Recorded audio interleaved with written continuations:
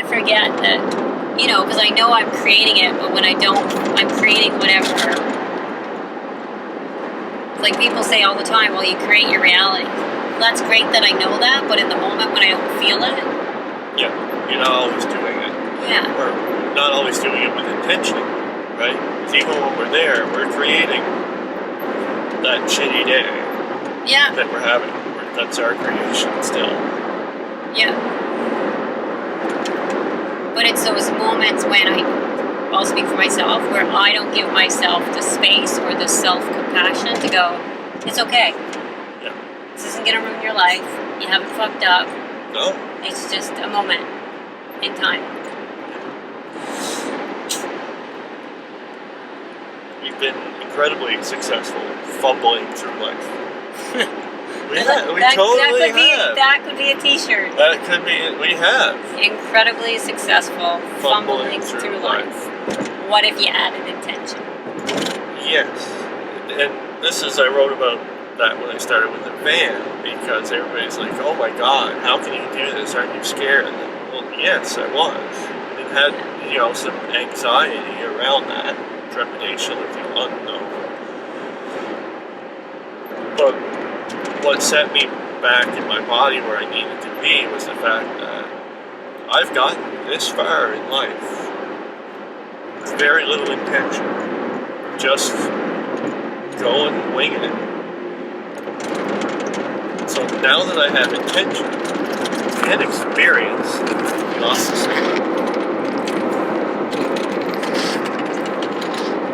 change should be easier. Really. Just for some reason I've convinced myself that it's hard, but it's not. Well, if I can start a new life at 18 years old, knowing nothing about the world around me, why can't I do it at 40 with all of this experience? You're 43. Almost 44. Soon. I know. But I think the piece is that Wild. absolutely, and the and is for me is this change is as easy as a breath and easy as not. Yeah. In terms of the conditioning. So there's the intention from the mind, or like the intention from big thought, from knowing we're capable, knowing we have the capacity, and then there's our body carries our history. Yeah. And so it's when we bump up against these limitations. So we can know it here. Yeah. Like, logically. Yeah. And find is that there's moments where I'm really there.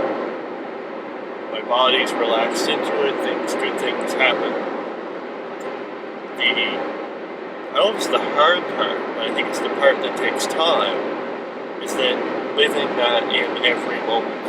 Yeah. Right? So we're not, I think we still drift on each side of that line a little bit from that. Really trusting my body and the emotions and energy, or however you want to say it, to doubting that a bit. Yeah. The thought that came into my head was, it's like, but that's what evolution is. Yeah. Evolution is chaos.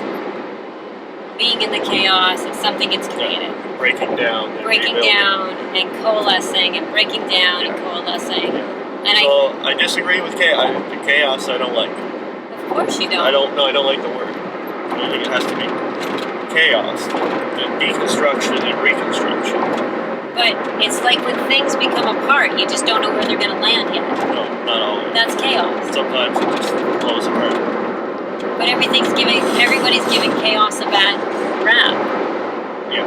It's like people give the volcano a bad rap, but the reality is it's creating new landmass. So I think, so the traditional definition of chaos,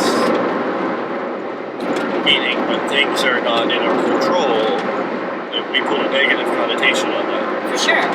It doesn't have to be. No, chaos. You don't need to control everything all the time.